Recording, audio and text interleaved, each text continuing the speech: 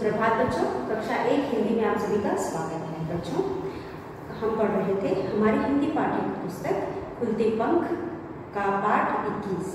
बच्चों, पाठ 21 में हम पढ़ रहे थे गिनती। बच्चों, जैसा कि हम जानते हैं इंग्लिश में होती है गिनती को हम काउंटिंग्स कहते हैं, जिसे हम 1 2 3 कहते हैं। वैसे ही हमारे हिंदी में भी काउंटिंग्स होती है जिसे हम गिनती कहते हैं। तो आज इस पाठ में हम हिंदी की गिनती पढ़ेंगे।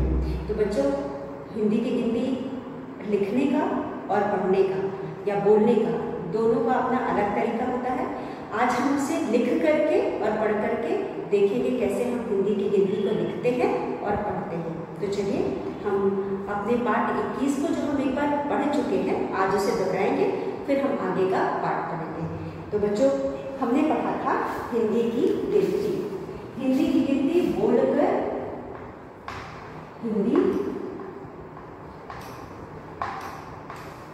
की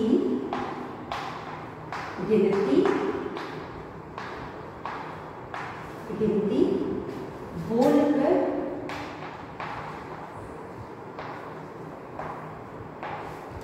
पढ़ो,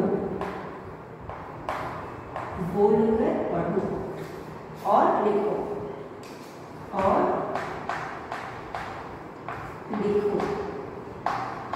हमें पहले बोलकर पढ़ना है और लिखना है। तो बच्चों, जैसा कि मैंने आपको बताया था, ये है 1 जो इंग्लिश में हम लिखते हैं। इंग्लिश में 1 को हम इस तरह से लिखते हैं, हम पढ़ते हैं 1, और हिंदी को हम पढ़ते हैं, हिंदी को लिखते हैं हम इस तरह से। ये है हमारा 1। और अक्षरों में हम कैसे लिखते हैं? ए से एड़ी वाला ए। हिंदी की एक को हम इस तरह से लिखते हैं और एक बोलते हैं। तो ये हो गया हिंदी की गिनती लिखकर अंकों में और शब्दों में। पहले हम इसे अंकों में लिखेंगे और फिर उसके बाद शब्दों में लिखेंगे। तो ये है एक, और ये हमने शब्दों में लिखा ए से एड़ी और क। उसके बाद ये है 2। अब हम हिंदी में 2 कैसे लिखेंगे? कुछ इस तरह से लिखते हैं 2। और द पे ओ की मात्रा 2, ये हो गया 2। उसके बाद हम लिखेंगे 3 में हम लिखेंगे 3 जैसे हम इंग्लिश में लिखते हैं ठीक वैसे लिखते हैं, सिर्फ हम यहाँ पे इस तरह से कर देते हैं, हो जाता है हिंदी का 3। द पे बड़ी की मात्रा 3, ये हो गई हिंदी की गिनती 3। फिर उसके बाद हम लिखेंगे 4 जिसे हम 4 कहते हैं। बच्चों, अगर 4 को आप 8 की तरह बना करके और ऊपर का मिटा सकते हैं तो ये हो गया आपका 4। च पे आ की मात्रा 4 और र। एक बार हम अंकों में लिखेंगे, उसके बाद हम उसको शब्दों में लिखेंगे। तो ये हो गया 4। उसके बाद यहाँ पे हम लिखेंगे 5। 5 हम कैसे लिखते हैं? 5 कुछ हम इस तरह से लिखते हैं 5।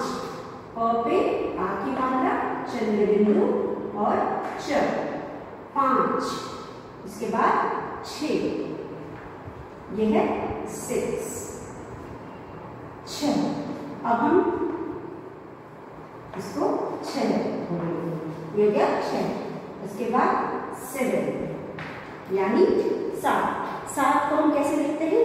7 को हम जैसे कि 6 लिखते हैं उस तरह से हम 7 लिखते हैं। ये हो गया स पे आ की मात्रा सा और त 7। उसके बाद 8। अब 8 लिखेंगे, 8 हम इस तरह से लिखते हैं, ये है 8 यानी आ ठ 8, ये हो गया 8। अब हम अगला अक्षर लिखेंगे 9 भी कुछ एक की तरह लिखते हैं, सिर्फ हम इसको ऐसे कर देते हैं। ये हो गया 9। हमारा जो 9 है ये है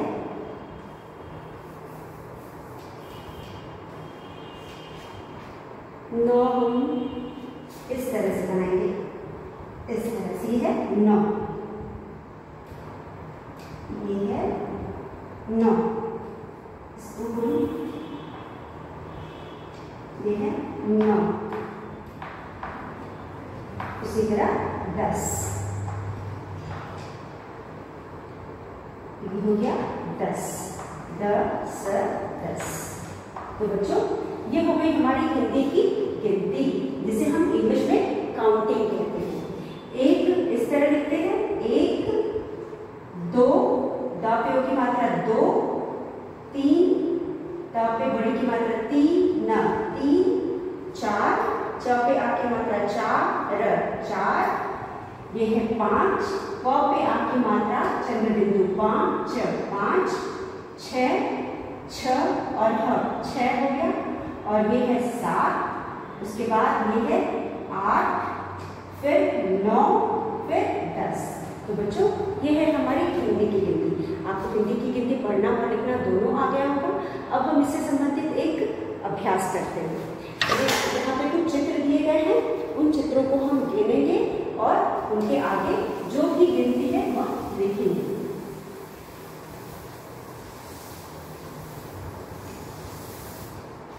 तो यहाँ पर हमारे पास एक अभ्यास है, गिनो और लिखो।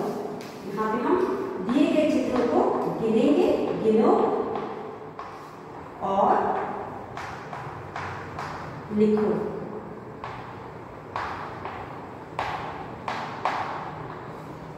तो यहाँ पे बच्चों पहला चित्र हमारे पास है, 4 आइसक्रीम कोन्स हैं।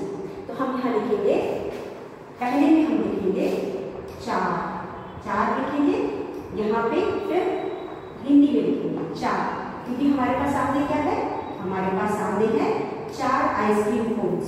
तो हम यहाँ पे 4 लिखेंगे और उसके बाद उसे अक्षर में 4 लिखेंगे।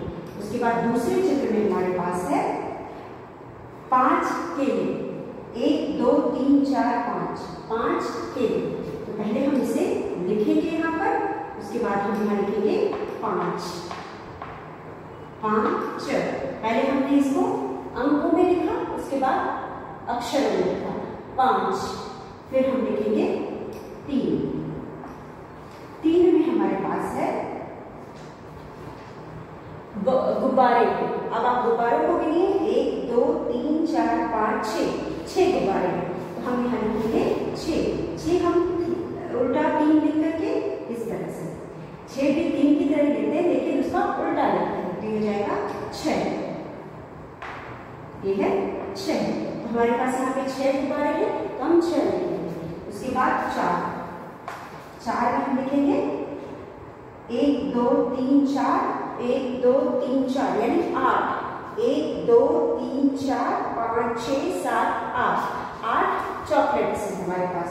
तो हम चॉकलेट के लिए हम यहाँ पे 8 इस तरह से लिखेंगे, ये हमारा 8 हो गया। 8 हम कुछ इस तरह से लिखेंगे और उसके साथ अक्षर में हम 8 लिखेंगे, ये है 8। उसके बाद हमारे पास अगला है, अगले प्रश्न में हमारे पास गेंद है। आप जरा गेंदों को गिनिए, 1 2 3 4 5 6 7 8 9 10 गेंदें हैं।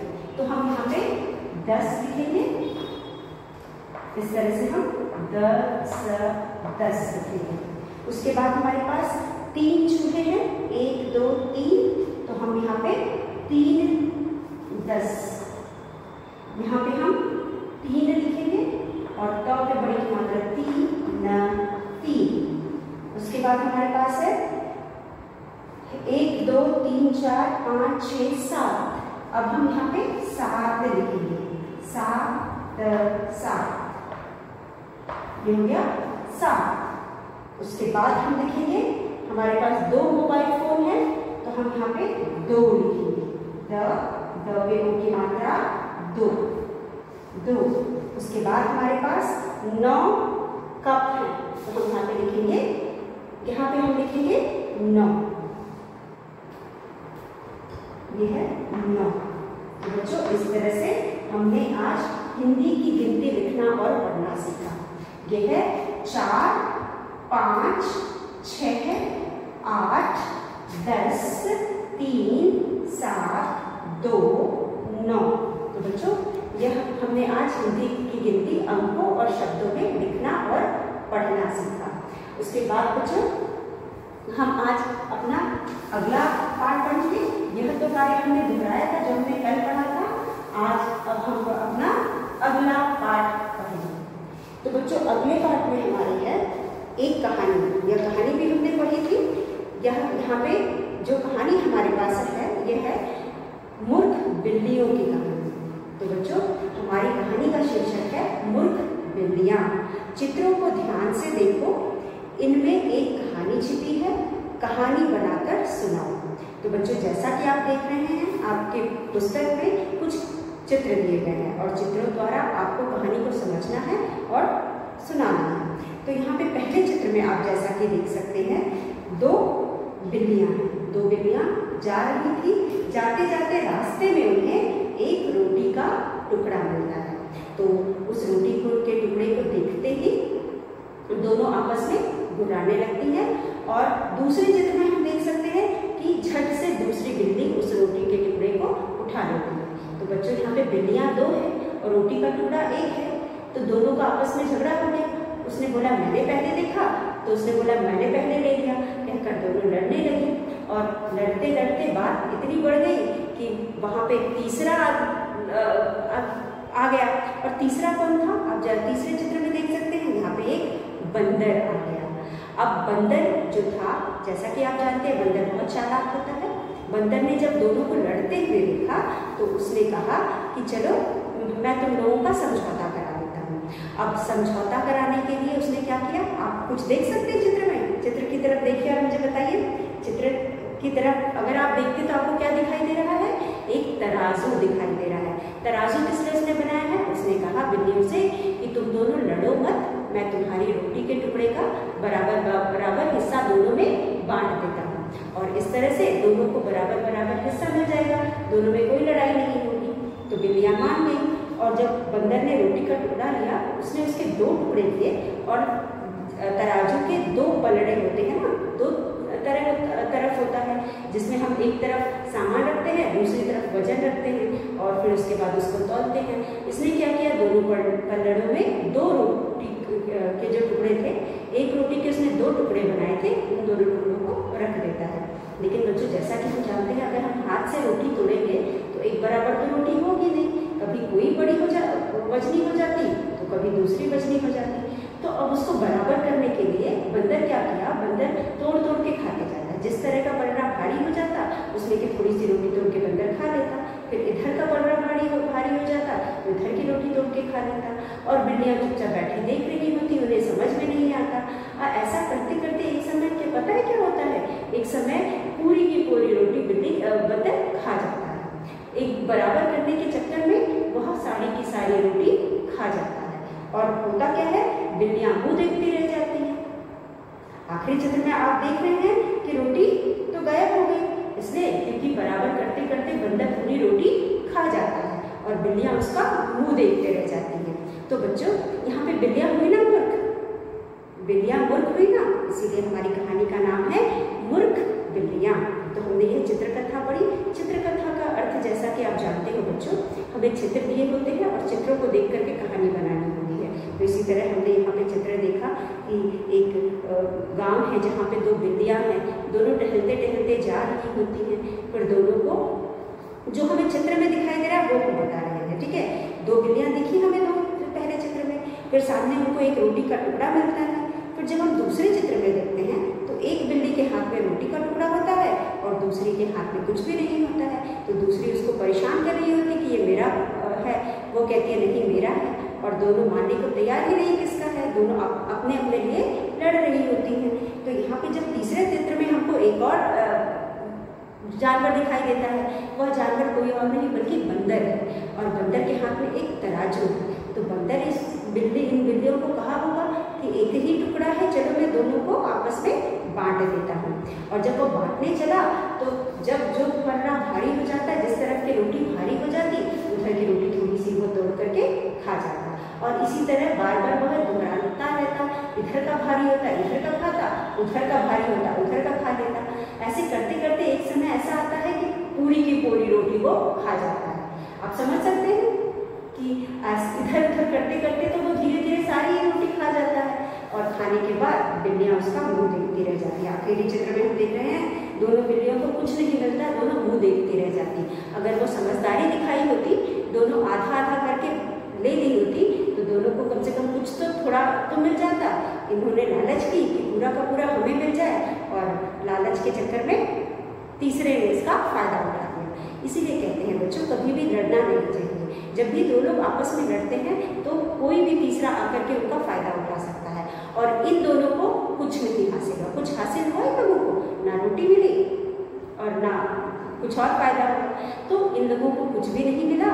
ये मूर्ख बिल्लियाँ मूर्ख बन के रह गई, और सामने वाला बंदर जो कि बहुत चालाक था, वो अपनी चालाकी दिखा करके चला गया। तो इस कहानी से हमें ये सीख मिलती है बच्चों कि हमें कभी भी किसी से लड़ना नहीं चाहिए, बल्कि आपस में समझ बूझ करके जो भी मसला है उसका हल निकालना चाहिए।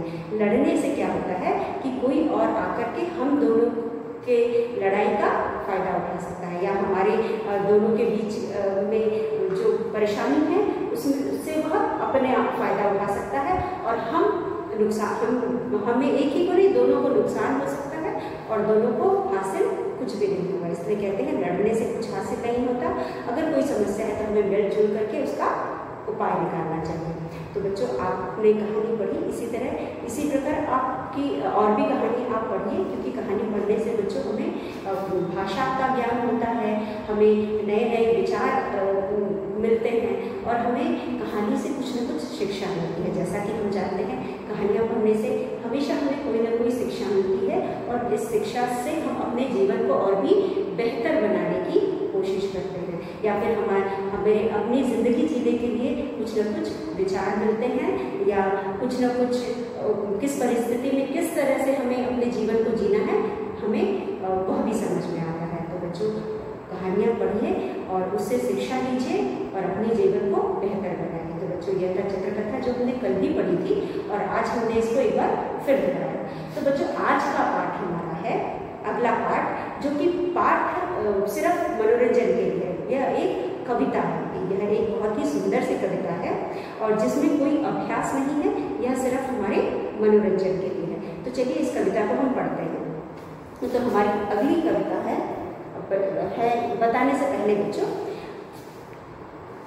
जैसा कि आप जानते हो, हर इंसान, जो भी दुनिया में इंसान आता है, वह अपनी जीविका कमाने के लिए कुछ न कुछ काम करता है। जैसे कि कोई पढ़ाई करके डॉक्टर बनता है, और डॉक्टर बनने का उसका मुख्य उद्देश्य होता है अपनी जीविका कमाना, और उसके बाद शौक तो होता ही है, लेकिन उसके अलावा मुख्य उद्देश्य कोई भी काम करने का होता है कि वो अपनी जीविका कमाना। जीविका का मतलब क्या होता है बच्चों? अपनी ना जीवन जीना, और जीवन जीने के लिए हमें कुछ चीज़ों की ज़रूरत पड़ती है, जैसे कि हमें रोटी, कपड़ा, मकान, ये जो ज़रूरतें हैं इनकी हमें ज़रूरत पड़ती है, क्योंकि इनके बिना हम नहीं जी सकते। तो इन ज़रूरतों को पूरा करने के लिए हमें कोई ना कोई काम करना पड़ता है, चाहे छोटा काम हो चाहे बड़ा काम हो। वो और कहते हैं ना कि अब ये सारी चीज़ें तो हम पढ़ाई लिखाई से करते हैं, या फिर अपने माहौल से करते हैं, जिस माहौल में हम जीते हैं उस हिसाब से हम अपनी नौकरी या अपना पेशा या फिर जो भी काम हम करते हैं वो हम अपने माहौल के हिसाब से भी चुनते हैं या करते हैं।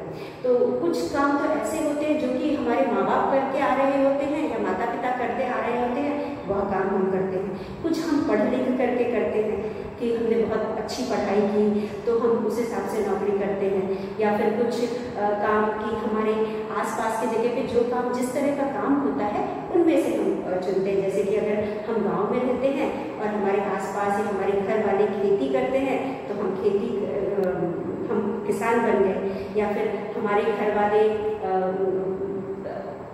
सब्जी बेचने का काम करते हैं तो भाई हम भी सब्जी बेचने। ऐसा कोई जरूरी नहीं है, लेकिन अधिकतर ऐसा होता है। अगर हमने पढ़ लिख लिया तो कोई और भी काम कर सकते हैं, अगर नहीं पढ़ा लिखा तो फिर हम भाई वही काम करते हैं, क्योंकि अपनी जीविका कमाने के लिए या अपना जीवन जीने के लिए, अपनी ज़रूरतों को पूरा करने के लिए हमें कुछ ना कुछ काम तो करना पड़ेगा ना बच्चों। तो हम सुबह से लेकर के शाम को हमें बहुत सारी हमारी ज़रूरतें होती हैं, रोज़मर्रा की ज़रूरत होती हैं। अगर हम काम नहीं करेंगे तो फिर हम उसे पूरा नहीं कर पाएंगे। तो इसीलिए हमें कुछ ना कुछ अपने हिसाब से जो हम कर सकते हैं उसके हिसाब से हम करते हैं। तो मैं आपको ये सारी बातें क्यों बता रही हूँ, क्योंकि जो हमारी अगली कहानी है वह एक मछुआरे की कहानी है। तो बच्चों मछुआरा क्या होता है, कहानी क्या, कविता है। तो हमारी जो अगली कविता है बच्चों, कविता है मछुआरा।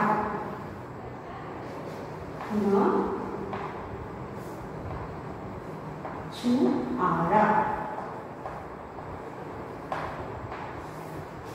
तो बच्चे जैसा कि आप जानते हैं मछुआरा क्या होता है, मछुआरा क्या होता है, यह भी एक व्यवसाय है, यह भी एक काम है, क्योंकि इसको मछली सिर्फ हम खुद के खाने के लिए नहीं पकड़ते हैं। मछली पकड़ने का काम हम सिर्फ अपने खाने के लिए नहीं करते हैं। यहाँ पे मछुआरा अगर किसी को नाम दिया गया है तो मछली मार कर या मछली तालाब से मार कर के वह उसे बेचकर अपनी जीविका कमाता है, वो अपनी जीविका चलाता है। तो इसका मतलब क्या है कि उसकी जो रोजमर्रा की जिंदगी के खर्चे हैं वह इस मछली पालन से ही या मछली मार करके ही वह करता है। तो मछलियों को पकड़ करके उनको बेच करके वो जो भी कमाता है उससे अपनी उसकी जीविका चलती है, इसलिए उसको हम मछुआरा कहते हैं। तो मछुआरा क्या काम करता है, जैसे कि डॉक्टर डॉक्टरी करता है, इंजीनियर करके बिल्डिंग्स बनाता है या फिर सड़कें बनाता है या फिर पुल बनाता है, तो ये उसकी जीविका हो गई। उसी तरह मछुआरा भी मछली मार करके उसे बाजार में बेच करके उससे जो पैसे आते हैं उससे वह अपना खर्च चलाता है।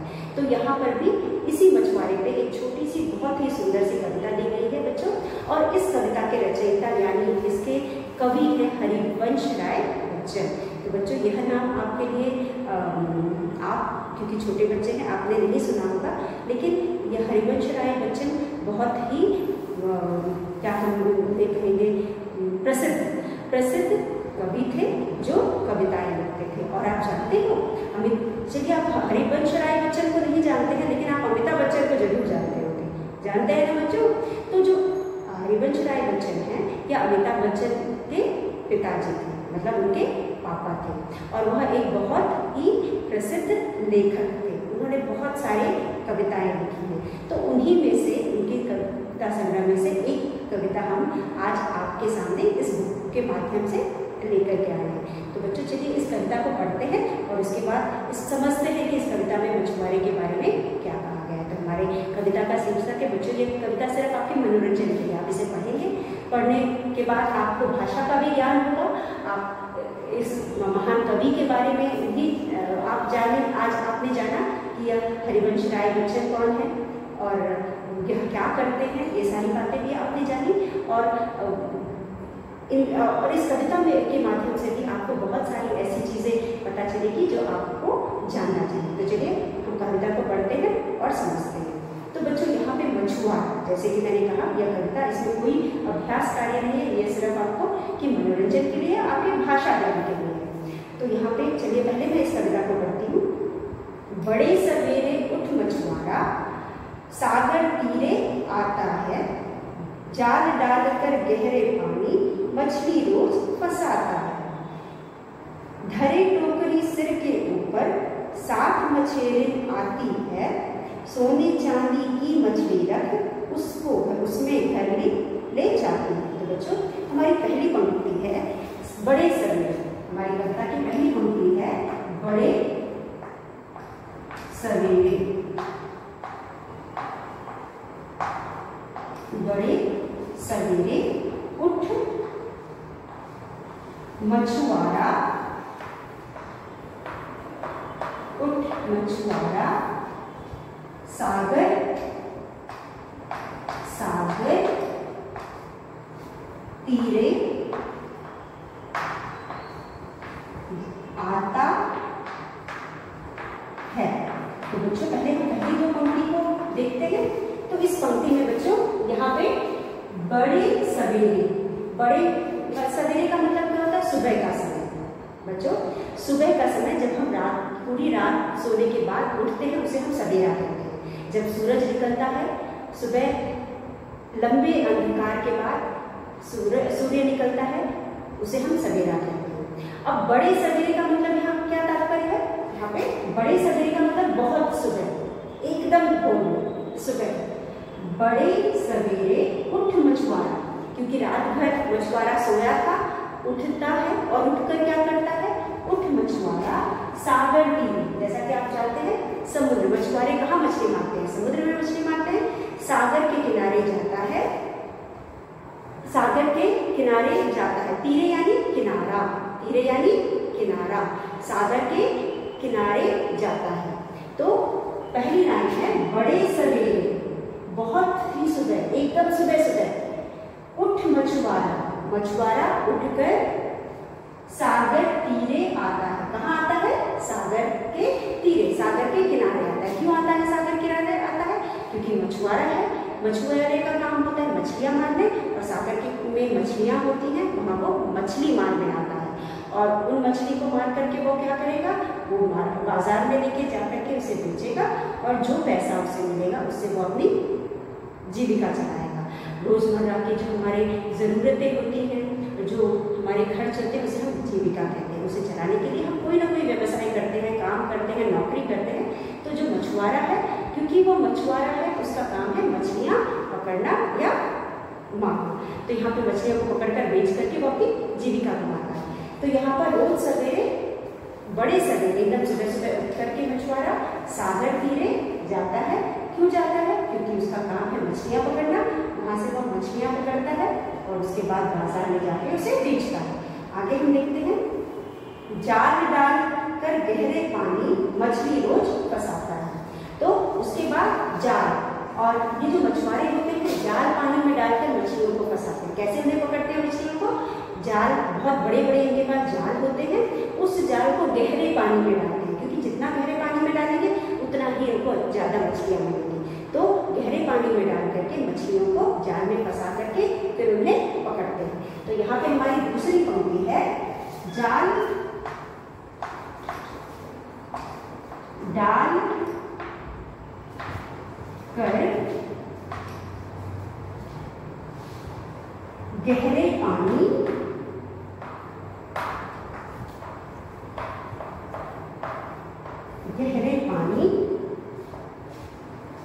मछली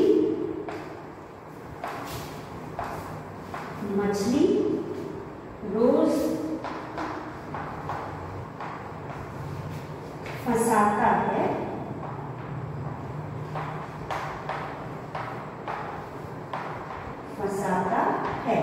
तो बच्चों, यह मछुआरे का रोज का काम, जैसा कि मैंने बताया कि इस काम से वो अपनी जीविका चलाता है, तो इसको रोज ही घर से बाहर निकलने की जरूरत है। और मछुआरे की इनकम इतनी तो होती नहीं कि एक दिन करके वो 4 दिन अपनी जीविका चला सके, तो इसलिए यह काम करने वह रोज जाता है, यह काम करने वह रोज जाता है। ठीक है, तो वह रोज नदी किनारे जाता है या सागर किनारे जाता है और यह काम करता है। तो यहाँ पर जाल डालकर गहरे पानी मछली रोज फंसाता है। क्या करता है? जो गहरा पानी है, समुद्र का गहरा पानी है, वहां पर वो जाल डालता है और उसमें मछली फंसाता है, और मछली फंसा करके उन्हें बाहर, पानी के बाहर ले आता है और फिर उसे बहुत ले लेता है। तो ये उसका रोज का काम है। वह रोज गहरे सुबह उठता है, उसके बाद सागर के किनारे गहरे पानी से मछलियों को जाल से फंसाकर निकालता है। ठीक है, तो उसके बाद वो क्या करता है? तो बच्चों, बड़े सवेरे उठ मछुआरा सागर तीरे आता है, जाल डालकर गहरे पानी मछली रोज फंसाता है। तो बच्चों, इसका ये रोज का काम है। रोज बहुत सुबह उठता है, उसके बाद सागर के तीरे आता है, वहां आकर के गहरे पानी में जाल डालता है और जाल में मछली फंसाता है। पंक्तियां हैं, घरे घरे टोकरी सिर के ऊपर 7 मछेरे आती है। तो बच्चों, यह तो मछुआरे का काम है। मछुआरा क्या करता है? बड़े सवेरे उठ मछुआरा सागर तीरे आता है, जाल डालकर गहरे पानी मछली रोज फंसाता है। यह तो मछुआरा करता है। और मछेरी कौन होता है? मछेरी मछुआरे की पत्नी को मछेरिन कहते हैं। और मछेरिन भी आती है मछुआरे के साथ, मछेरिन भी आती है। मछेरिन का क्या काम है? चलिए हम आगे की पंक्तियों में देखते हैं। तो मछेरिन इसके साथ आती है और अपने साथ एक टोकरा लेकर के आती है। उस टोकरे में मछली रख करके वह घर ले जाती है। तो बच्चों, हमने इस 4 पंक्तियों को आज पढ़ा और समझा। आगे की पंक्तियों पे एक बार हम ऐसे ही विचार कर लेते हैं, फिर उसको हम लिख करके कल के वीडियो में पढ़ेंगे। उसके बाद सोने चांदी की मछली रख उसमें घर ले जाती है। तो मछेरे का काम क्या है, जो मछली मछुआरा मारता है या फंसाता है उसको अपने टोकरी में रखकर वह घर ले करके जाती है। और बच्चों इन मछलियों को किसका कैसा बताया गया है, सोने और चांदी का बताया गया है। क्यों सोने और चांदी का बताया गया है, क्योंकि इस मछुआरे के लिए या इस मछेरे के लिए यह सोने चांदी जितना कीमती है। यह मछली सोने चांदी जैसा कीमती है, क्योंकि इसी कीमती चीज से इनकी जीविका चलती है, इनका रोज इनकी जिंदगी चलती है। इसीलिए यहाँ पे इन मछलियों को सोने और चांदी के सी मछली बताया गया है। यानी इन मछुआरे और मछुआरे के लिए यह मछलियाँ सोने चांदी की तरह कीमती है। तो बच्चों आज के लिए बस इतना।